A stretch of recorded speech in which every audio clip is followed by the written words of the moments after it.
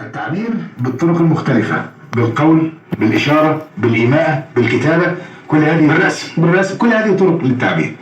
طالما أنها في إطار النظام العام، طالما أنها وأيضا عن الإيماءات الدينية يعني بالضوابط، بعض الحاجات الضوابط القانونية والأخلاقية، طبعا ده أمر طبيعي جدا. طبعا النشر بقى، النشر نحن نتحدث تحديدا عن النشر الورقي.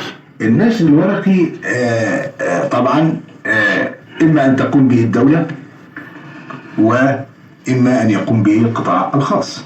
النشر الذي تقوم به الدولة، وزارة الثقافة تحديدا، الهيئة العامة للكتاب، الهيئة المصرية العامة للثقافة، اتحاد الكتاب، المؤسسات الرسمية في الدولة، طبعا يحظى بمصداقية وبأهمية، ومن الطبيعي أن تنفق الدولة، لأن ده جزء من البناء الفكري، جزء من القوة الناعمة للدولة المصرية. تجارب مع شعراء كثيرين ومبدعين وكتاب ومؤلفين وروائيين في قضية النشر. ترى يعني من أين نبدأ بقضية النشر؟ أبدأ كده بساعة.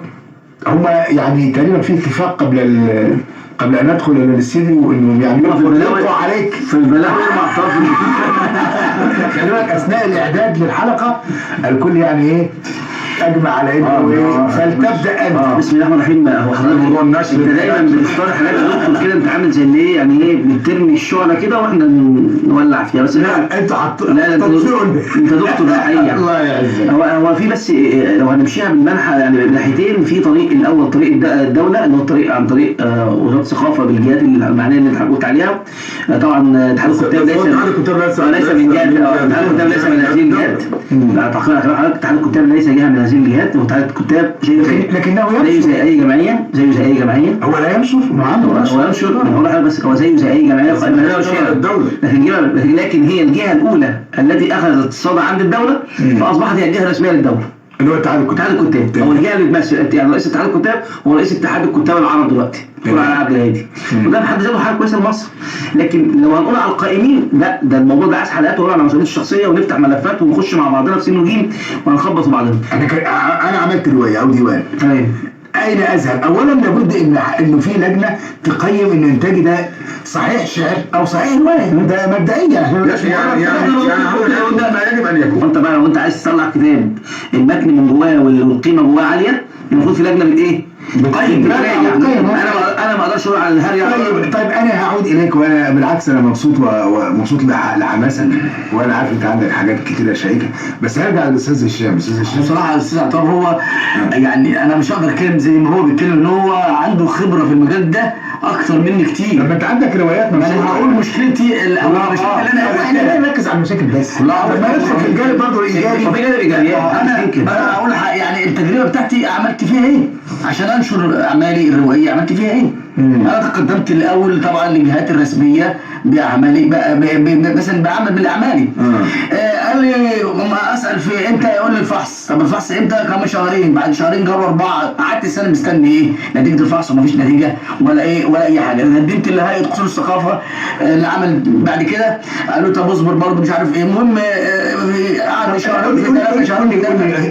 الخطوات الرسميه سيبك بقى من السكه الثانيه. تمام. الخطوات الرسميه ايه اللي المفروض تمشي؟ هقول لحضرتك انا بالنسبه لهيئه قصور الثقافه، نيجي مثلا قصر ثقافه الجيزه، مش مهم بيقول احنا عندنا مسابقه للنشر او مجموعه اللي هم الادباء اللي هم يتقدموا باعمالهم الادبيه لقصر الثقافه، بياخد منك 3 نسخ من العمل وسي دي، يعني قرص مدمج موجود عليه العمل بصياغه او الوورد، وبعدين تقدمه لقصر الثقافه، وبعدين تستنى دورك، تيجي تسال بعدها بشهرين 3 يقول لك ده رفع الى المركز الرئيسي للقصر العيني عشان يبقى يخش في فحص ولجنه تقييم العمل والفحص مراجعه. تستنى بقى انت بقى، لو انت زي ما قال كده يا استاذ عبد التواب، حسب بقى ايه واسطتك، حسب تقدر تجيب زميلك فلان الصحفي الفلاني ويقدم لك.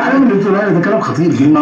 اصحابهم كلهم هو اللي حطوا له رؤساء المجلات. هو ده حقيقي يعني. انا الطبيعي ايه اللي يتم؟ الطبيعي خلينا يعني سيبك من نظام شكل عشان تعدي. لا خلينا في الطبيعي. لا مش هقول شكل عشان تعدي الكلمه دي، هتزعل الناس مني، بس هو فعلا في محاباه لاختيار الاعمال. هيرد عليا يقول لي يا استاذ عبد التواب ده حضرتك بيجي لي 3 نسخ ما لهمش اسم. والله انت عارف نسخ مين، هو عارف نسخ مين. النسخ اللي بيروحوا دول 3 نسخ. يعني هي مبدئيا كده النسخه ما بقاش عليها لا ما عادش اسم، في نسخه ثانيه يعني دليل على الشفافيه والنزاهه. يا دكتور احنا كنا في مناقشه والله ساتر الاعراض يعني والساتر البيوت كانت لها حرمه في اذاعه القاهره، كنت قلت اسم واسم كتب لها الكتاب. كنا قاعدين على القهوه انا وعبد النبي في الدقي وبنحضر ندوه لشعار ما في توقيع ديوانها الصادر عن هيئه قصور الثقافه الفائز بالنشر الاقليمي. قصه ان يكتب شخص لاخر اي يعني ايه؟ عايز عدل محدش ينتشر له غير بعد 10 سنين كل واحد، بحيث ان مصر يبقى فيها كم كبير جدا من الكتاب كل ياخد فرصته. طب ما نفرض صح، نراجع صح، تمام، ونجيب اساتذه متخصصين صح، تمام، وتبقى فيها شفافيه صح. تمام. لو انا عملي لا يرقى مش هزعل طالما لقيت عمل اعلى وارقى مني. انا شخصيا مش هيحصل لي حاجه لما الاقي واحد افضل. ده شيء دكتور العاميه في مصر. دكتور انا اجيب دكاتره حضرتك هتقعد على منبرك هنا قاعد قدامك كام شاعر؟ الاف الشعراء صح كده؟ هل في شاعر شبه التاني؟ لا. في العاميه بالذات لا. الشعر المقفى ده ماشي على بحر معين وليه اسطمبه معينه، لكن الشعر العاميه كل واحد ليه طعمه طبعا، كل واحد ليه روحه. عبد النبي افضل مني في حته وانا افضل منه في حته، انا ضعيف في حته، في اول مننا احنا الاثنين 100 مليون مره. تمام. هل يبقى العاميه لازم يكون فيها ليها معايير ثانيه؟ انا ازاي اخد الديوان ده اللي معمول الموضوع ده ابعته للدكتور جامعه اكاديمي هو اصلا مش معترف بالعاميه؟ لا بس العاميه خدت جائزه الدوله التقديريه، يبقى ليه؟ وفي شعبه اسمها شعبه العاميه في اتحاد الكتاب. يبقى هو بقى اللي يحكم عليها مين؟ في شعبه العاميه. وحتى العاميه نفسها مدارس طبعا، يعني هو كل ما ممكن انت تندرج تحت مدرسه انا ما بحبهاش وانا اللي هشوف الكتاب بتاعك. فعبد الرحمن الأبنودي لما خد جائزه الدوله التقديريه ما كانش اعظم اعتراف من الدوله بالعاميه؟ شعريه ازاي بقى؟ انت عايز ايه تاني اكتر من كده؟ وهي ام كلثوم ما غنتش العاميه وغنت لبيرم وخلت رامي يغير الفصحى للعاميه. طب نسمع شعر. هقول مصلوب على حبه امل، مصلوب على حبه امل متبعترين، مصلوب على حبه امل متبعترين لكن يجوز يتجمعوا. مصلوب على حبة أمل متبعترين لكن يجوز يتجمعوا. عمال أهاتي في البشر يمكن يفوقوا ويسمعوا، صعبان عليا 100 فقير من قهرهم بيدمعوا، وسنين كتير جريت أوام وقلوب كتير اتشمعوا. كل الحاجات الممكنة صابها العجز، كل الحاجات الممكنة صابها العجز، حتى الخيال ممنوع علينا نبص ليه أو نلمسه. أصل المحال إن الغلابة زينا يبنوا الأصول غير في السماء وسط النجوم، أو زينا وسط السطور ونعيش خيالنا بالقلم، نرسم حروف ونزوق الكلمات بعشق. مين اللي شق وسط أحلامنا الأمان؟ مين فينا صح مين فينا خان؟ مين برضو جايز يا بشر آن؟ مش برضو جايز يا بشر آن الأوان نتلم تاني كلنا والنور ينور في الظلام. اصل الحرام نموت كده لكن مازال فينا النفس. بنحارب على الكلمه يا دكتور ونفضل نحارب. ويمكن من اول دعوه رسميه لحضرتك احنا عيد ميلاد صوت الشارع 24/6 ويمكن عاملين السنه دي بشكل مختلف جدا. يعني داعين بقى حضرتك دعوتك وليك تكليمك اللي جميل بحضرتك، داعين الناس اللي فعلا ما زالت بتحافظ على الكلمه في مصر، مش الناس اللي هي هدفها بغض النظر بقى اثر المردود ايه. اللي بيحافظ على حاجه مش هيلاقي المردود اللي هو عايزه، لكن في النهايه هيسيب حاجه بعد ما يموت الناس اللي عملها. والله انا دايما بذكركم بخير، ومن ضمن الحاجات اللي انا سعيد بيها ان انا حضرت افتتاح الحفله بتاعت اتحاد الكتاب، كان شرف لينا. ويمكن من كام اسبوع كده كان معانا في الملقا الثقافي حد فاتكلم عن اصل ثقافه اوسيم، فقلت له جالكم الاستاذ عبد الوهاب الرفاعي والاستاذ عبد النبي رمضان. كان يعني من يعني ذكرنا بالاسم ما تقومون به يعني من دور ثقافي وهام جدا جدا في هذا التوقيت. الله يبارك لك. نسمع الاستاذ عبد النبي وشاعر برضه نحب نسمع اشعار.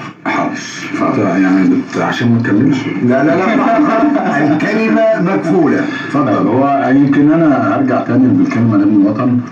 يمكن احنا في بعض الجهات من الجهات اللي حضرتك اتكلمت عنها من شويه ممكن تكون بتحاربنا كصوت الشارع من خلال عبد النبي، من خلال عبد التواب، من خلال سيد عربي صبحي، من خلال الناس اللي معروفه في صوت الشارع ان هم من الناس المجلس اداره صوت الشارع مثلا.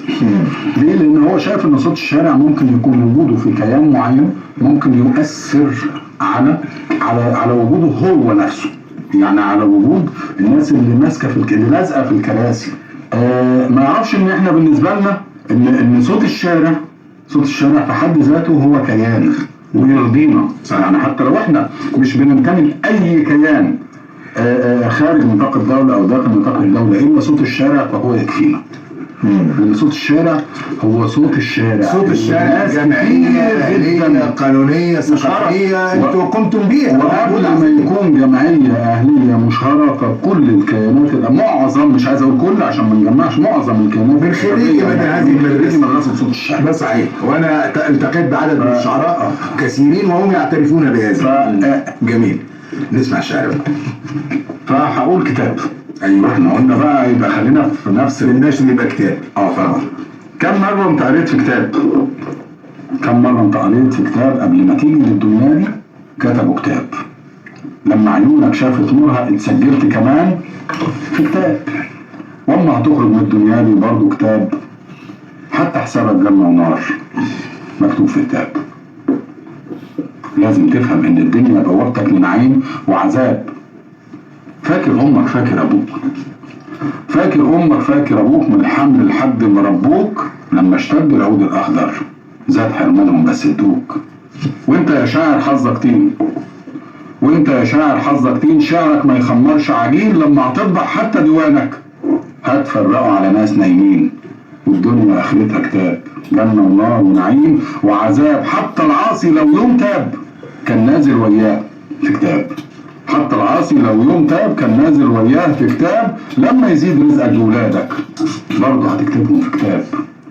وان يوم رحت وسبت الدنيا، او ان يوم رحت تزور بيت ربك برضه معاك صورتك في كتاب. وان يوم رحت وزرت، وان يوم رحت تزور بيت ربك برضه معاك صورتك في كتاب. وان يوم غبت عن الدنيا دي التصريح ما هو برضه كتاب. مهما طول عيشتك في الدنيا تدخل باب تخرج من باب. السادة والسادة، إلى هذا الفاصل القصير ثم نعود لاستكمال اللقاء مع ضيوفنا الكرام الشعراء عبد النبي رمضان، عبد الوهاب الرفاعي، والروائي والسيناريست هشام علي الديوك. فلا تذهبوا بعيدا.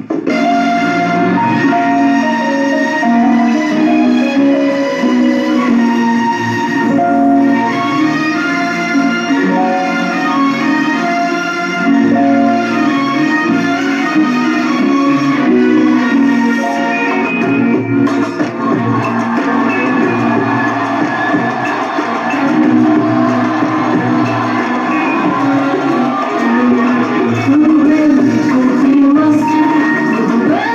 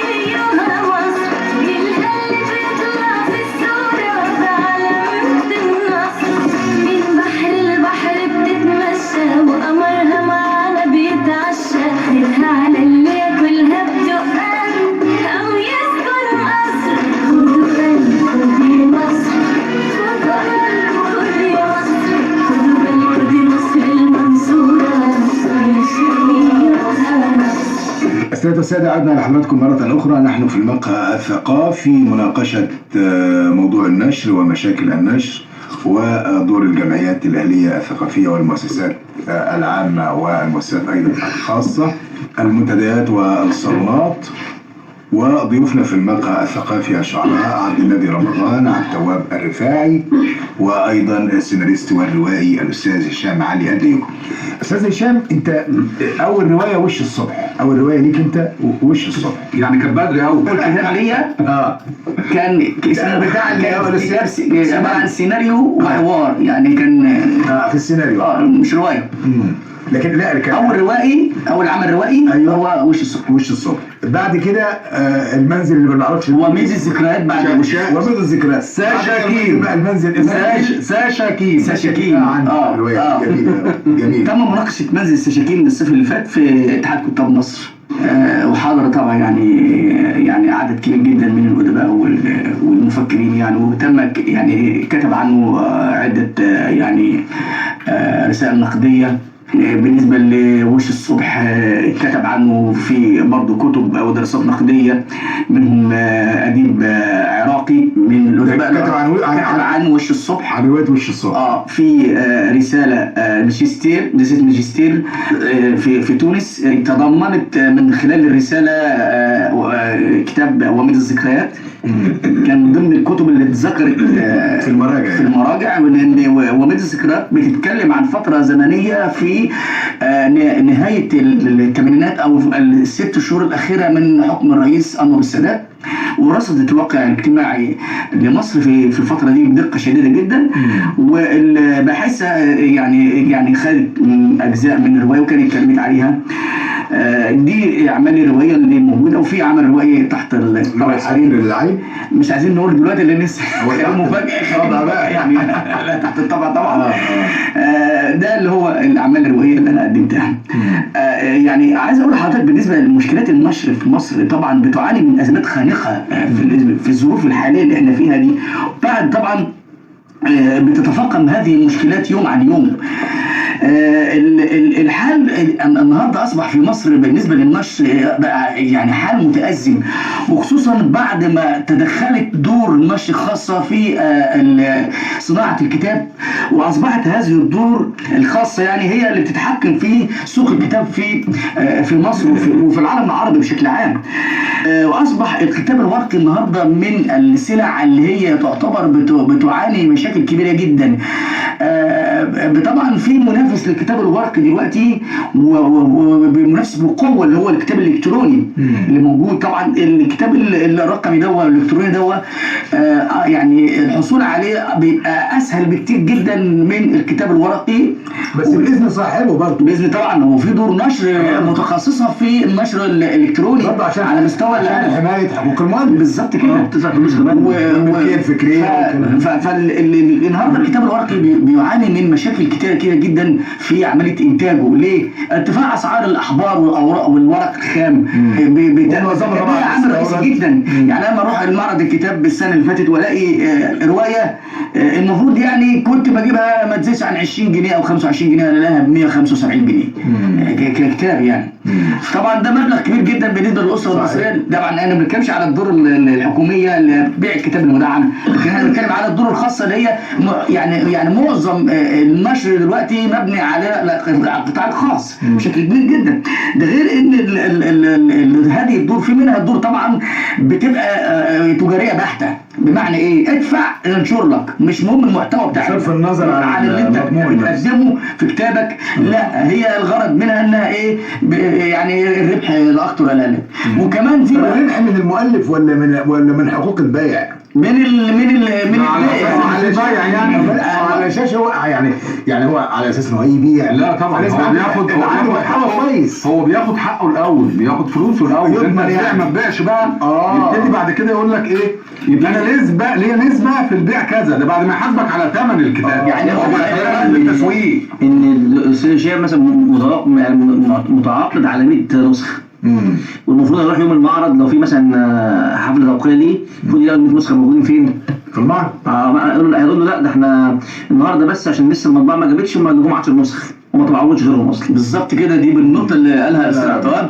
ما طبعوش غيرهم. وقت الجد ده يسهل على ده بيتكلم على الدور اللي هي ايه، الدور اللي هي تحت السلم او دور النشر، هي ايه دكاكين النشر، مش بنتكلم على الدور الكبيره. في دور نشر خاصه بس طبعا يعني ضخمه، مش هنقول اسمها طبعا. بس انتوا في صوت الشارع بتطبعوا يعني اخر حاجه كانت في المعرض اللي هو انتوا بتطبعوا اللي بيفوز في المسابقه. ده اخر الامانه يعني الاستاذ رضا عباده والدار بتاعته هو اللي ايه، مش ده دعايه ليه، هو الراجل تكفل لا هو شاعر معروف تكفل باخر ديوان على حسابه. كنا عاملين 3 كتب يعني، كنا ساعتها عاملين الديوان المجمع ومنزلين سناب النور وبعشائك كنا متفقين ان في نسخه هديه من الدار. طب عايزين نسمع شعر ونقعد للاستاذ هشام، سمعونا ايه؟ انا اكتر واحد متفائل. ايوه كده انا اكتر واحد متفائل ودافع دايما عن بلدي. انا اكتر واحد متفائل ودافع دايما عن بلدي، وبخانق كل المتشائمين ويقولوا عليا اني بطبل واني من عالم مش موجود، فبعلي الصوت وبقول تحيا وتعيش وتكون لينا المحيا، فيكشر فيا الغالبيه ويقولوا هنموت جعانين، فارد واقول من فينا في ليله ما تعشاش، الله رزاق وهيرزقنا، بس الاخلاص حبه تنقيه الروح ذاتنا، ونسيب الهم مع الاحزان وتسجدنا ونقول الله الله يا كريم. قصيده بتقول بعزف على جريد المحبة، بعزف على جريد المحبة عدم فرح، وازرع بلساتين الأحبة غطان مرح، واحصد فدادين من هنا والقى الربيع أوام طرح، يلا ارصفوا كل الحياة ورد وأمان، يلا ارصفوا كل الحياة ورد وأمان، أرجوكوا حبوا بعضكم واللي يفرق شعبنا ملهوش مكان، يلا اطردوا عبد السلاح من أرضكم، أرجوكوا حبوا مصركم فاتحة ببانها عزماكوا بكرة كلكم، بس الفرح من غير بارود، من غير فتن، من غير أجانب من بلاد عبدت شيطان عبدت دولار، من غير كتير من الأقنعة اللي انت عايش إمها.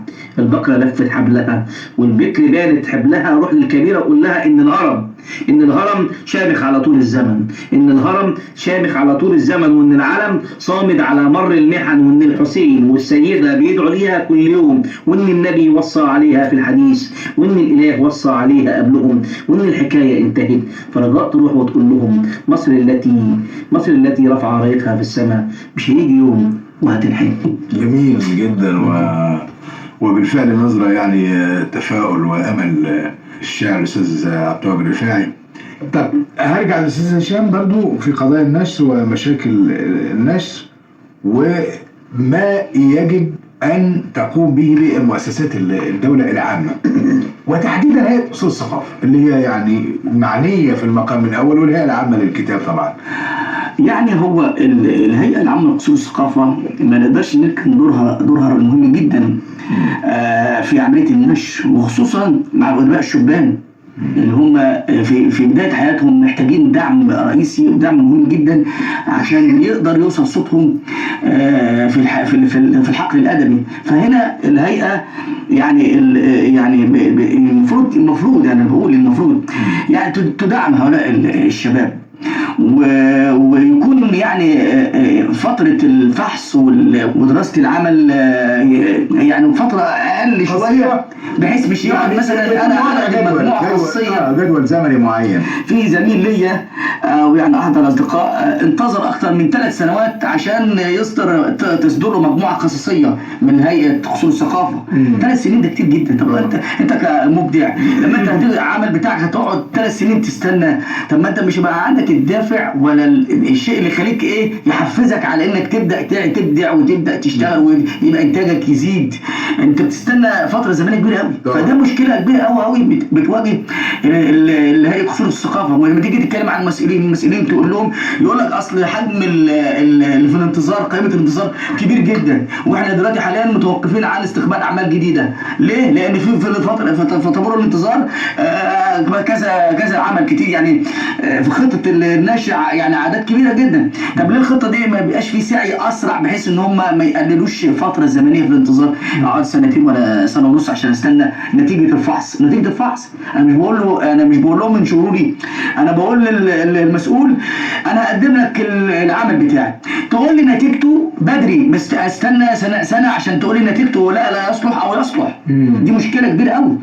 فهنا دي النقطه اللي انا بحاول يعني رساله ببعتها للمسؤولين ان هم يعني يسرعوا في عمليه الفحص، نتيجه الفحص، بحيث ان كل واحد يعرف عنه هقدر لا ينفع ده ما ينفعش تمام.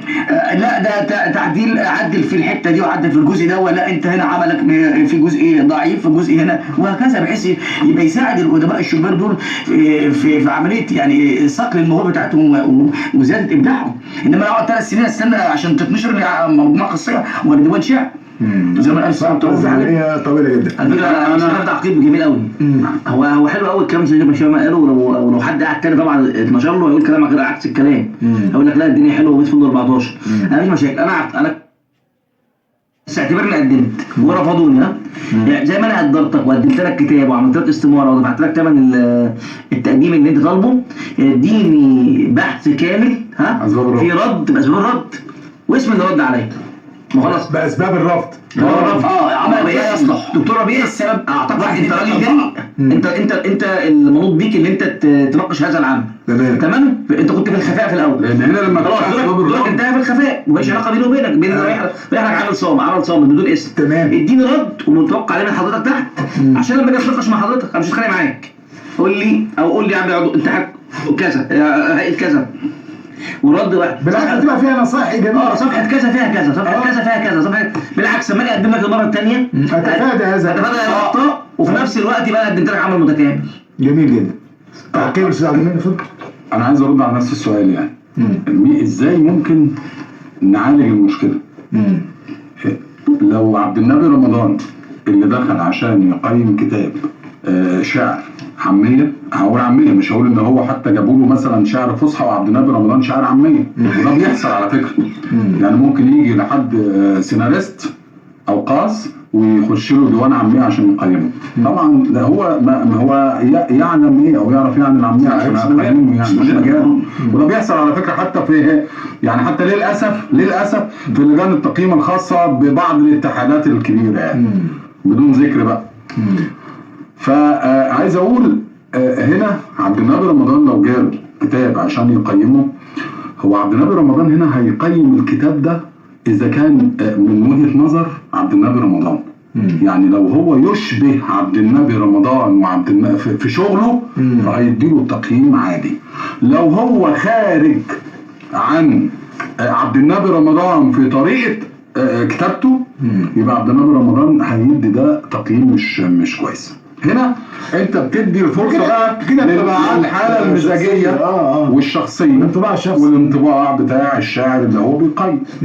انت عايز تشتغل صح، اجيب دكتور في النقد، دكتور جامعي اكاديمي يقيم الكتاب اكاديميا. انا عايز اتكلم عن العاميه، يبقى اجيب دكتور متخصص في الشعر العاميه. تمام. ويقيم الكتاب تقييم اكاديمي. عايز اتكلم عن الشعر العمودي هعمل نفس الكلام. عايز اتكلم عن كل اللي انت عايز كل فن انت عايز تقيم بقى سيناريست، هتجيب دكتور في يعرف يعني ايه سيناريو. هنا هو بيتكلم او بيقيم بقواعد مش بيقيم بالحاله المزاجيه. يعني انا هقول لحضرتك بضوابط ومعايير صارمه يعني. اكيد اما يجي دكتور في النقد مع دكتوراه او اكتر من دكتوراه في النقد ويقدم مثلا نفسه عضو في مكان من الاماكن اللي جينا نتكلم عنها في اول الحلقه ويترفض، هل الناس اللي عملوه او اللي ناقشوا الدكتوراه بتاعته في دكتوراه في المجال بتاعه او في اكتر من مجال ادبي، الناس دي كلها ما بتفهمش. وانت اللجنه اللي بتقيمه في المكان ده سواء اتحاد او مكان او كده، انت بتفهم عن كل الناس اللي ناقشوه او تعاملوا معاه. طبيعه الحال اقل مستوى كثيرا يعني. اكيد يبقى في هنا مشكله، يبقى في هنا خطا، في غلط، في حاجه بتحصل مش مظبوطه. ليه؟ لان هنا زي ما قلت ده ارجع تاني للحاله المزاجيه وانت بتقيمه على ان انت يعني هو شكلك ولا لا، شبهك ولا لا. انت بتقيم نفسك، انت بتقيمه الميزان بتاعه اعمالك انت. طب ما يمكن اعمالك انت ما تعجبنيش. يعني انا لو قريت لك في ناس ممكن ابص الاقيها بتخش على الفيسبوك استاذنا العظيم الممجد اللي مش عارف ايه وبتاع حاجات كتير جدا كده. واجي اقرا مثلا القصيده بتاعته انا من وجهه نظري فهي مش عاجباني. يا دكتور الموضوع مسؤوليه الكلمه صعبه. هو خلي بالك يعني الفكره، هو احنا مش مثاليين، يعني احنا مش انبياء نازلين من يعني احنا بشر، بس احنا عندنا هدف. سيبك من على التوابع، احنا يمكن اهتمينا، انا اقول ممكن نقول احنا قصرنا في حقنا نفسنا شويه. اهتمينا بالتجربه النزول للناس وتجربه اللي احنا نلم الناس. بالعكس ده شيء كويس. بس ده مش اتقالت لنا في مره من المرات، انتوا اهتميتوا بالجانب اللي انتوا تعملوا كيان ونسيتوا الجانب الابداعي بتاعكم.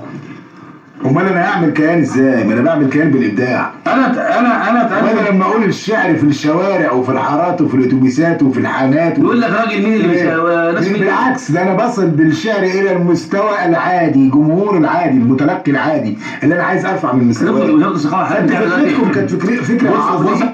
انا بقوله بتاع الشارع، انا بقوله ما هو بتاع الشارع اللي هو مين؟ اللي هو من اول البياع السريح للراجل اللي بيشيل القصعه على كتفه لحد دكتور الجامعه اللي بيسمعني. ما هو ده في الشارع برضه.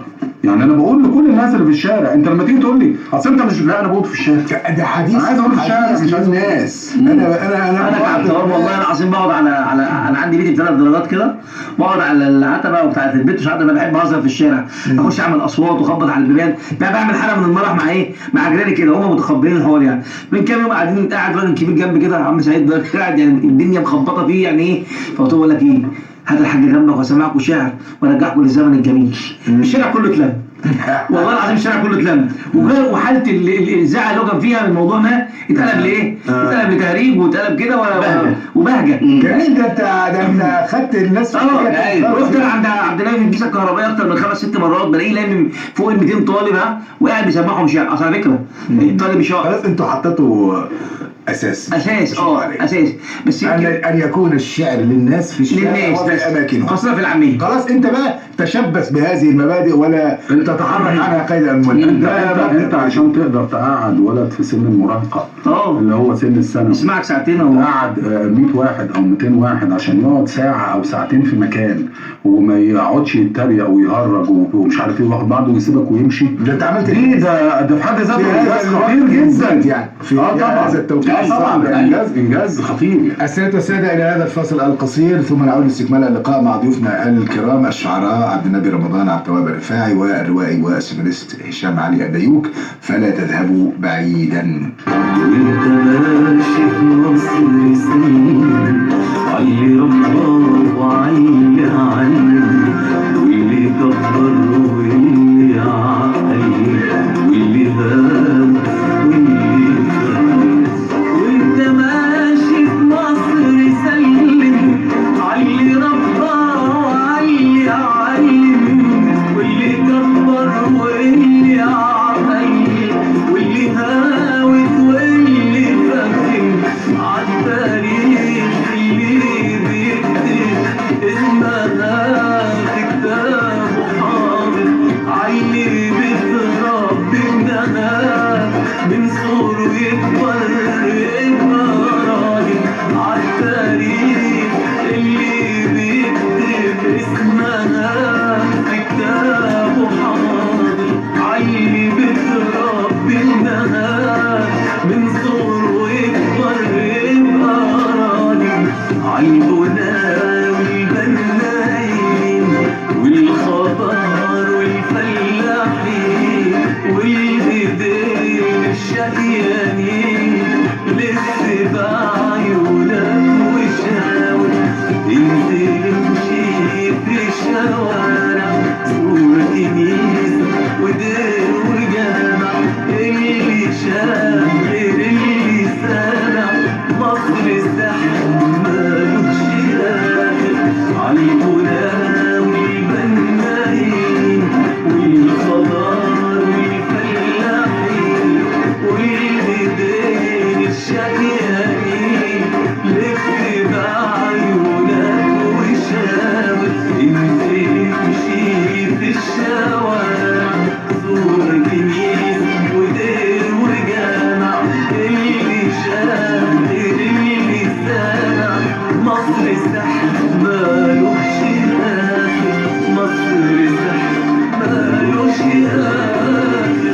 السادة والسادة، عدنا لحضراتكم مرة أخرى ونحن في الجزء الأخير من المقهى الثقافي. حديثنا حول النشر وقضايا النشر، النشر العام، نشر مؤسسات الدولة، ونشر الدور الخاص. عندنا النشر الإقليمي. النشر الإقليمي من المنبع، يعني من بين الناس كما نقول. والنشر الإقليمي بيصعد المؤسسات بقى الثقافية المختلفة. أهو بنبدأ بالنشر الإقليمي، بنبدأ عن طريق الإقليمي. مثلا إقليم مثلا الجيزة وشمال الصعيد الثقافي مثلا ده نبدأ عن طريقه ولا بنبدأ فوقيا؟ بالنسبه للادباء اللي يعني بيحاولوا يعني ينشروا اعمال يعني هو ده مرتاح حضرتك. هو ال مثلا نقول قصر ثقافه مثلا المنيره بيبقى موجود مع مجموعه من الادباء موجودين في قصر الثقافه، مثلا بيقدم مثلا الاديب او القاصر او الشاعر بيقدم لو عايز ينشر طبعا حاجه فبيقدمها للقصر الثقافه. بتبقى طبعا بيتم فحص العمل الاول ويشوفوا جديته وبعدين يرفعوه الى اللي هو الهيئه او المركز الاقليمي بقى اللي هو شمال الصعيد او وسط الدلتا، ويجمعوا الاعمال دي ويبداوا يقيموها وبعدين يعملوا يعني زي ما تقول يعني مستويات، واللي بيبقى في المستويات الاولانيه هو اللي بيتم نشر العمل بتاعه. بس طبعا العمليه دي بطيئه جدا، يعني مش بسلاسه، بتاخد زمن طويل، زمن كبير قوي عشان يعرف الكاتب او الاديب او الشاعر امتى النتيجه، بياخد زمن كبير قوي. بس هو السنه دي بصراحه السنه دي في طفره في النتائج. يعني عندنا في الشرقيه استاذنا الكبير الشاعر العظيم رضا بالغيط ليه في النشر الاقليمي، استاذنا محمد الخضري في العاشر من رمضان. ده في مجموعه بصراحه السنه دي يعني بداوا السنه دي يهتموا شويه عن السنه اللي فاتت. في اسماء السنه دي بصراحه طالعه يعني تستحق لان هم اصحاب كلمه حقيقيه يعني.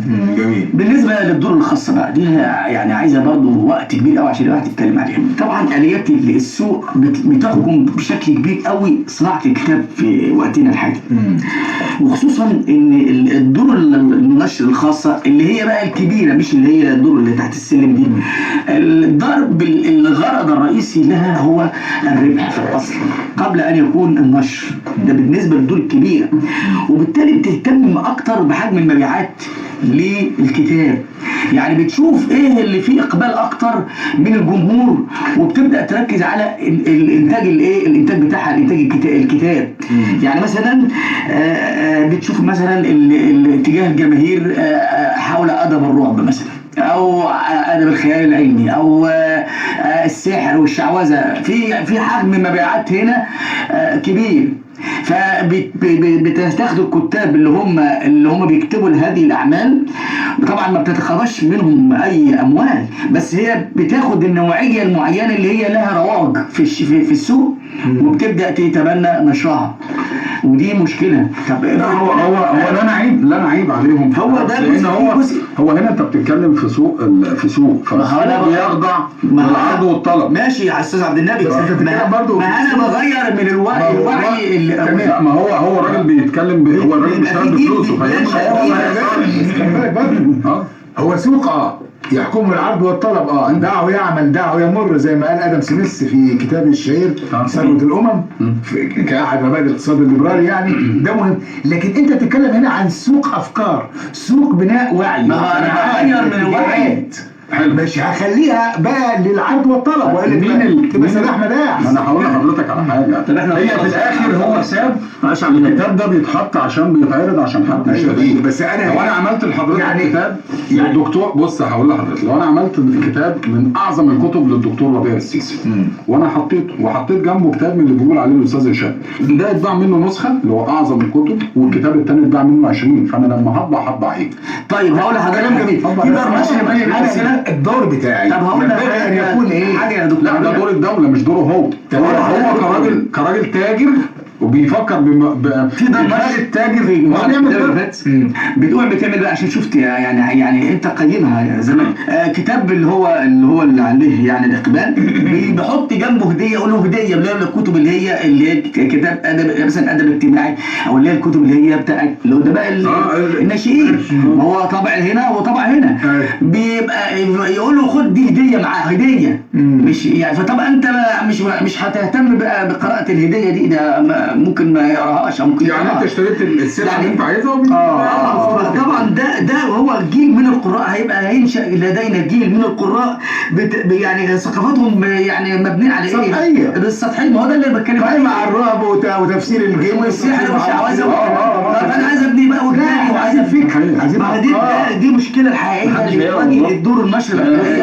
احنا عايزين افكار نجهز الاول المستمع المتلقي ان هو اللي يعوز، مش انا وانت. المتلقي اللي انت الحقيقي اللي انت بتدور عليه لازم هو اللي يعوز، عشان هو اللي بيشتري. ازاي ده هو اللي بيشتري يعني عايز اعداد. يبقى نرجع تاني الحلقه اللي فاتت لما اتكلمنا على الإذاعة دي.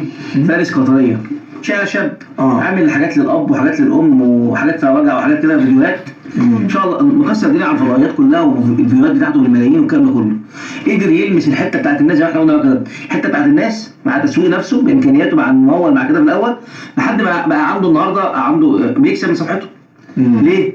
خلاص لو قلت له اعمل 100 كتاب مش هيعمل 100 كتاب، مش في دماغه. خلاص هو لو راح دار نشر من دول هيقول له ادفع لي. يعني انا تبقى امامي دقائق قليله، انما مسألة عشان احنا ربما ننتمي إلى جيل تقليدي نسبيا، مسألة لمس الأوراق، يعني إن يبقى عندي الكتاب المطبوع الورقي، يعني أحرص على قراءة الصحف، أحرص على قراءة. هل أبنائنا وأجيالنا الصاعدة فقدت هذه الحيثية؟ تراجعت كثيرا. عنده بقى النشر الإلكتروني والفيسبوك والسوشيال ميديا والكلام ده كله بقى هو المسيطر العام. تعرف التأثير من إيه يا دكتور؟ من المدرسة. لسه كنت اقول لو مسك كتاب المدرسه طالب ما يمسكش كتاب المدرسه.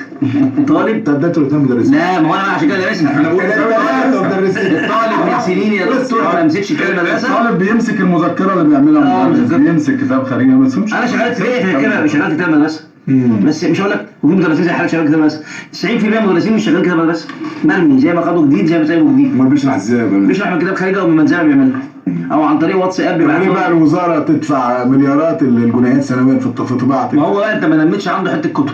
طب انا في بنت السنه دي رحمه الله على جدها قالت لي يا مستر والدتي بعت لك الكتب دي. دي كانت مكتبه جد الله يرحمه، كان مسافر بقى بيروح دول يعني باكستان وكده، كان راجل عالم ازهري. كتب جميله جدا يعني، كتب في تعليم القران، في احاديث نبويه وكده، فوزعتها على الطلبه. مين يا ولاد يقرا؟ فصل مثلا في 60 عيل 66 عيل. بس انت كده هتنهي الحلقه باحباط. لا بالعكس، العيل عنده 66 قروا. طب كويس. ده عنده كانوا بيتخانقوا على الكتاب. ده لو انت هتقول غير كده لا بالعكس، بس احنا افتقدنا للوقت. عارف انا نفسي بايه؟ والله انا حلم حياتي يتعمل حاجه اسمها الشؤون المعنويه للطلاب والتربيه والتعليم. وننزل انا وعبد النبي والناس اللي بتكسر الدنيا وبتقدر تقول الكلام، سيبك مننا حتى لو مش احنا. بس الفكره ينزل للطلاب يديهم شحذ معنوي كده وقوه معنويه للطلاب، يخليه يجري على الكتاب. يعني انا اقول جميل، دعوه عظيمه والله. بص يا دكتور، كل محافظه فيها عبد التواب الرفاعي وعبد النبي رمضان وهشام الديوك وناس اعظم مننا كمان بكتير جدا بمراحل، فكل محافظه فيها ده. بس هل التربيه وممكن يكونوا شغالين، معظمنا على فكره شغال في التربيه والتعليم، بس هل التربيه والتعليم بتستفيد من الناس دي؟ لا. في مجالهم او في اللي هم يقدروا يستفيدوا بيه، ان هو ممكن يستفيد بيك في ال 12 حصه، ال 14 حصه، 16 حصه، ما يدور على عبد التواب دوت ممكن يستفيد منه كالشاعر عبد التواب الرفاعي في ايه؟ يدور على عبد النبي رمضان ممكن يستفيد من الشاعر عبد النبي رمضان في ايه؟ من السيناريست هشام الديوك في ايه؟ دور على ازاي تستفيد من كل الناس اللي موجوده معاك. ايوه، لو في 1000 مبدع حقيقي هات لي جاب مختصه، طلع من 1000 دول 200 شغلهم طول السنه يلفوا على مصر. فضيهم يعملوا لهم كان في فريق الكشاف اعمل لهم تفرغ كامل، بتشرف على التمثيل والغناء اعمل لهم تفرغ الانشطه والحاجات دي. وهنقول للولاد لا بيسمعوا لما بيطلع عبد التواب الرفاعي عشان مناسبه وطنيه ويقول شعر في الاذاعه المدرسيه عنده بيسمعوا في الابتدائي. لما بيطلع عبد النبي رمضان في مناسبه يعني اذا ابنائنا واجيالنا بخير. بخير اكيد. انا طلابنا بيحضروا معانا فين؟ في كل مكان. ندوات في ندوات ده طلاب ابتدائي باهليه والله باهليه. بص انا ادينا مواعيد الندوات بتاعتك. اخر حاجه استاذ يعني مفيش اي تعليق ولا حاجه، الواحد بس بيتمنى الخير لينا والمصريه الغاليه، ويا رب تتحل مشكله النشر دي ان شاء الله. السادة السادة باسمكم جميعا نتقدم بخالص الشكر لضيوفي الكرام في المقهى الثقافي الشعراء عبد النبي رمضان، عبد التواب الرفاعي، والروائي والسيناريست الاستاذ هشام علي الديوك. شكرا جزيلا، شرفتونا في المقهى الثقافي ومناقشة قضايا النشر العام والخاص والإلكتروني والورقي، وإن شاء الله مع الوعد بلقاء آخر في المقهى الثقافي. ولكم دائما أرق تحيات الزميل عبد المهيمن فوزي من الهندسة الإذاعية. الأهم أن تنادي في المقهى الثقافي ربيع سيسي. التعبير بالطرق المختلفة، بالقول، بالإشارة، بالإيماءة، بالكتابة، كل هذه بالرسم، كل هذه طرق للتعبير. طالما أنها في إطار النظام العام، طالما أنها وأيضا عن الإيماءات الدينية يعني بالضوابط، بعض الحاجات الضوابط القانونية والأخلاقية، طبعا ده أمر طبيعي جدا. طبعا النشر بقى، النشر نحن نتحدث تحديدا عن النشر الورقي. النشر الورقي طبعا إما أن تقوم به الدولة وإما أن يقوم به القطاع الخاص. النشر الذي تقوم به الدولة، وزارة الثقافة تحديدا، الهيئة العامة للكتاب، الهيئة المصرية العامة للثقافة، اتحاد الكتاب، المؤسسات الرسمية في الدولة، طبعا يحظى بمصداقية وبأهمية، ومن الطبيعي أن تنفق الدولة، لأن ده جزء من البناء الفكري، جزء من القوة الناعمة للدولة المصرية. تجارب مع شعراء كثيرين ومبدعين وكتاب ومؤلفين وروائيين في قضية النشر. ترى يعني من أين نبدأ بقضية النشر؟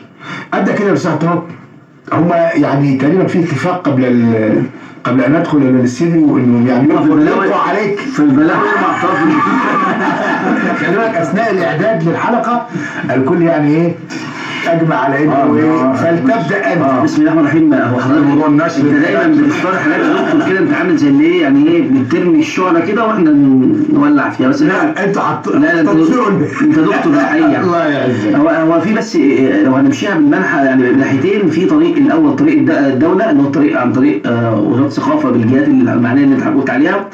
طبعا اتحاد الكتاب ليس من جهة، اتحاد الكتاب ليس من هذه الجهات.